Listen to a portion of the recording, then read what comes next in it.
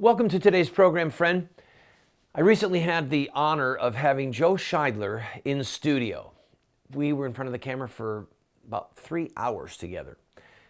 And we decided we're going to make that into a multi-part series showing you this interview. He's a living legend.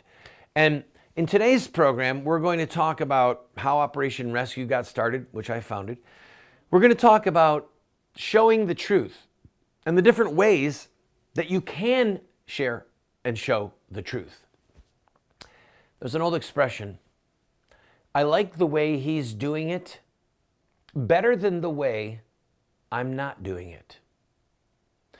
So over the years, Joe and I have both come under fierce criticism because of some of our tactics to try and stop the killing of babies by abortion and to end child killing. Well, today we're going to talk about courage and different ways that you can show the truth. And just remember, I like the way he is doing it better than the way I'm not doing it. Enjoy the show.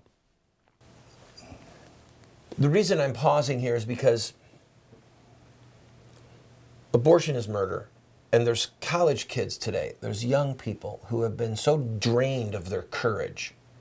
They're not willing to call it a murder. They're not willing to have arguments with their kids and their fellow students in sociology class or any number of classes. They're not willing to focus the beam of light and truth on it because they don't want to hurt someone's feelings.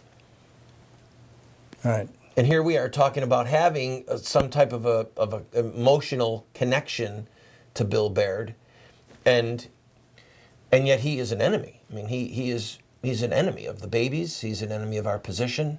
It's hard for me to reconcile, and I don't know. What do you think about? I know that I'm babbling a little bit, but it gives me pause.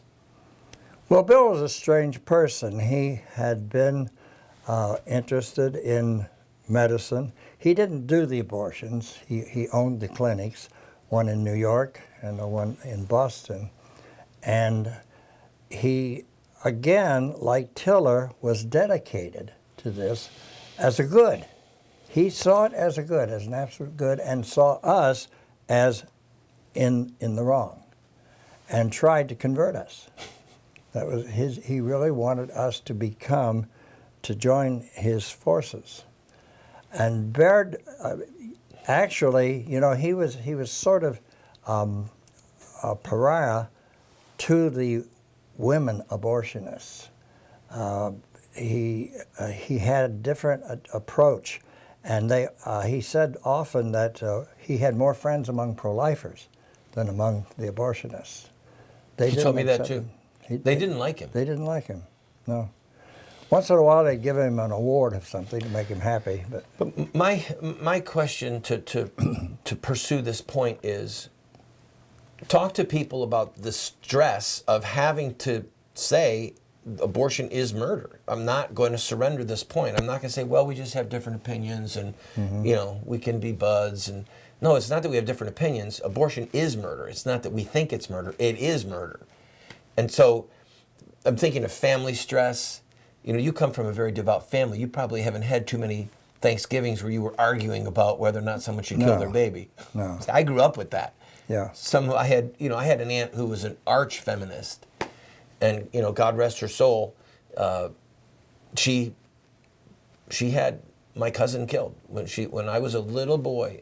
She got pregnant, and it was probably 1960, and she had her baby killed illegally, and then went on to become just a defender of child killing.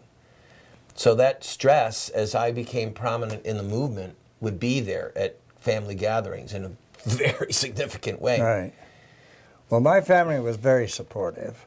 They thought I went a little overboard, you know, to go full time and make this, to quit a good job with a public relations firm and take up pro-life action where there was no income, no future. But they thought I was a little bit, but they supported me totally. Bill Baird, on the other hand, had a great deal of trouble with his families, and he was disowned by his wife, who was a born-again Christian, and his children, and he barely talked to his kids. No, he lived alone most of the time, family ties, and he complained about that bitterly, that he was a lonely man. he would call me up and just talk about how lonely he was, and he was living by himself in an apartment above one of his abortion clinics, and his family would have nothing to do with him.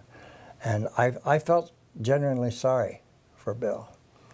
And when he would call me about his health, and I would ask about him, and he had a lot of health problems too, among other things, but he stayed loyal to his position, and as far as I know, still is.